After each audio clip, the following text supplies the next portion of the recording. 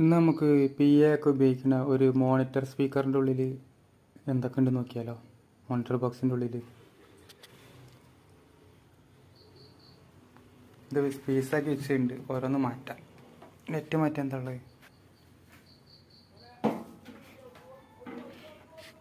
ഒരു 15 ഇഞ്ചിൻ്റെ ഊഫറുണ്ട്. സബ് ഊഫറല്ല, ഊഫറാണ്. ഇനി ഇവനുണ്ട് പൊക്കം നമുക്ക്.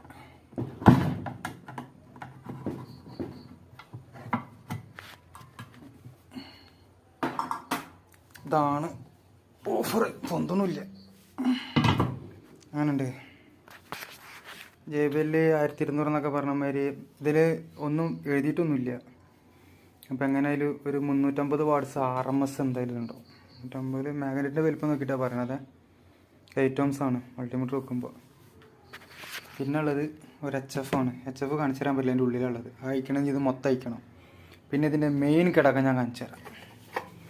ഇതാണ് ഇതിൻ്റെ ബോർഡ്. ക്ലാസ് Dയിൽ വിടുന്ന ആമ്പാണ്. ഇത് കേടാണ്, നന്നാക്കാൻ നോക്കിയിട്ട് നടപടി ആവണില്ല.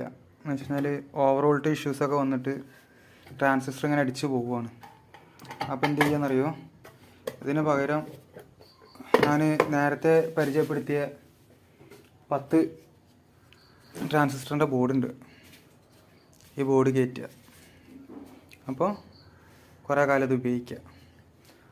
അപ്പോൾ ഇത് മേക്ക് ചെയ്ത് കഴിഞ്ഞാലുള്ള വീഡിയോ ഞാനിടാം. ഇത് ജസ്റ്റ് ഇതിൻ്റെ ഉള്ളിൽ എന്തൊക്കെ ഉള്ളതെന്നുള്ളതൊന്ന് കാണിച്ചു തരാൻ വേണ്ടിയിട്ട് മാത്രം.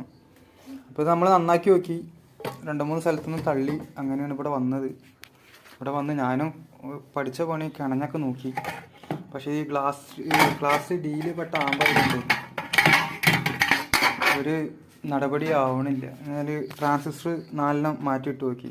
ഓൺലൈനിൽ വരുത്തിച്ചായിരുന്നു. മാറ്റിയിട്ട് നോക്കി.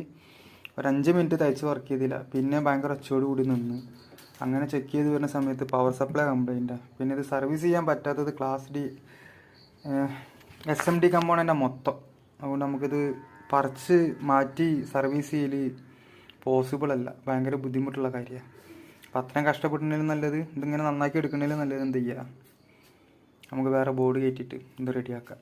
അപ്പോൾ അത് ഞാൻ ഫുള്ള് റെഡിയാക്കിയിട്ടുള്ള വീഡിയോ ഞാൻ ഇടാം കേട്ടോ. Bye.